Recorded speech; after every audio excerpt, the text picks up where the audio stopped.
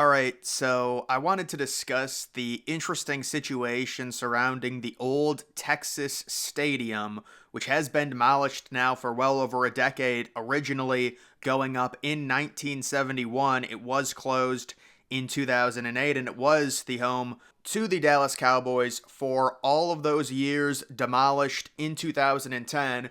But I wanted to talk about its unique roof design. Now, you might look at its roof and say, they're going with the European model. You've got the overhang, where it protects the fans from the Texas heat, the sun, but you still want that natural light into the stadium. Well, that wasn't the original design of Texas Stadium's roof. They originally wanted to have a retractable roof on top of it, but they realized as they were building it that the overhang part of the roof could not support a retractable roof being on top of it. It was too heavy. So they built it almost unfinished, and that's how this stadium was from 1971 through 2008. The Dallas Cowboys famously had a snow Thanksgiving game here because they didn't have a roof. And it's just an interesting design. And I also wanted to talk about Texas Stadium just in general because I never really have talked about it on my channel. You can see they've got a bigger lower bowl. You've got some suites and then a smaller upper deck surrounded by suites on top of that. So they've got suites in between the upper deck, kind of a unique design there. And also the fact that the upper deck was smaller in the 1970s, kind of an oddity in terms of that design.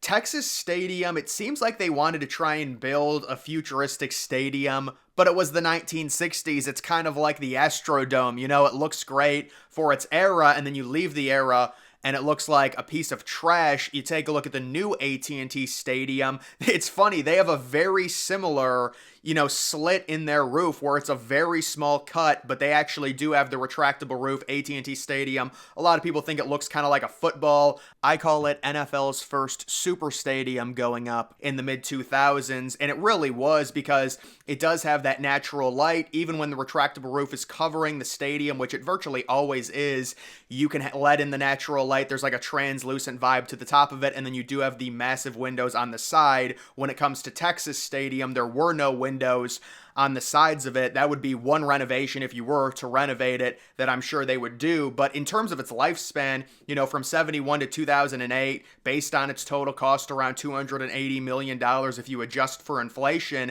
I would say they got a good amount of use out of it, even with the fact that it's kind of unfinished. Like, it was built unfinished. They wanted to put a retractable roof on it, but the retractable roof was too weighted for the actual surrounding overhang part of the roof, and they couldn't do it. And it does kind of just look like a European soccer stadium up until it being demolished in 2010 after the Cowboys had moved into AT&T Stadium. So when it comes to roofs in Arlington, they've really had their issues. Let's be honest, when you take a look at the Rangers originally building Rangers Ballpark in Arlington, beautiful stadium, nothing wrong with it outside of the fact that they didn't put a roof on top of it. You would have thought they would learn from their original stadium. They nicknamed it the Frying Pan because it got so hot, but they didn't build a roof on it. And it became a big issue in like 2015, 2016, and they had to plan for a brand new stadium, even though Globe Life Park, which is what it was called,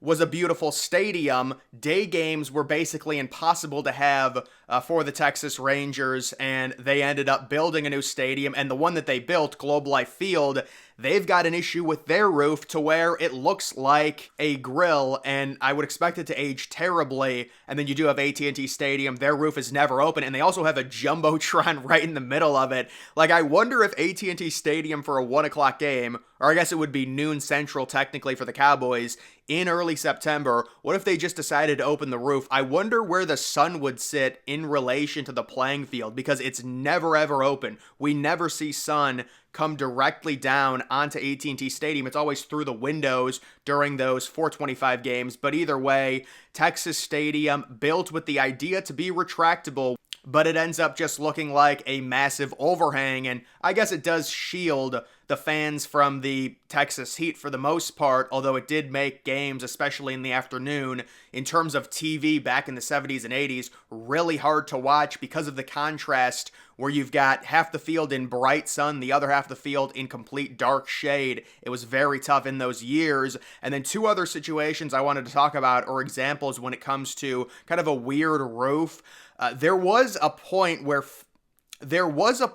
Ford Field, home of the Detroit Lions, was considering hosting a soccer team and changing their roof to retractable. If you look at the Ford Field roof, it does look like it's doable to actually change it to being retractable, but that ended up not happening. I just think that's kind of an interesting little story there that I didn't know about until I randomly saw an article on it from about 6 years ago. And then another situation, it is Tropicana Field. So, Tropicana Field going up in 1991, it was basically immediately obsolete. They didn't even get a team in there until the late 90s. They were trying to do anything possible to remedy the fact that it was such a bad stadium, and then they actually had the idea of putting a retractable roof on top of Tropicana Field in the mid-2000s.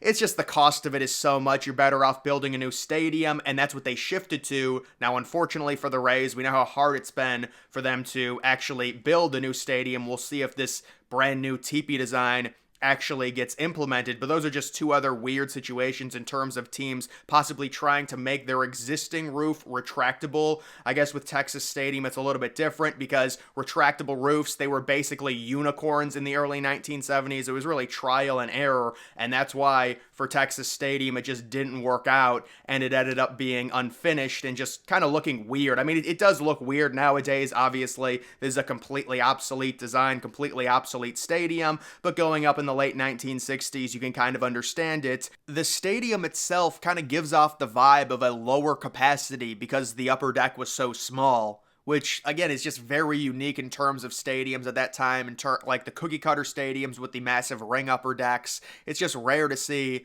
a stadium have an upper deck like that. It did go all the way around. Of course, there was also the retractable roof debacle of Olympic Stadium, the massive multi-billion-dollar project. At the time, it was around $1 billion. Nowadays, a lot more, obviously, with inflation. Back in the 1970s, there in Montreal, eventually becoming the home of the Expos. They built some type of high-tech roof with a cable system, and it only worked about 6 years. And they're still talking about trying to repair it because that is the major stadium in Montreal, and there's a great debate going on. They really don't have a true huge tenant that can bring in a lot of money. I'm sure if they got an MLB team, they would build a new stadium, probably a retractable roof stadium, but there's a debate going on if they should actually fix that retractable roof, which has been broken at this point going on around 30 years. So those are just some retractable roof mishaps, I would say. The main one being Texas Stadium, originally intended to be a high-tech, state-of-the-art retractable roof. There in the early 1970s, it ends up failing and becoming just a giant hole. And I guess you could kind of pass as like an overhang, but it is weird because it's a rectangle, like a circular rectangle going all the way around. But either way, that is going to do it for this video. Make sure you follow me on X. Link to that's always in the description.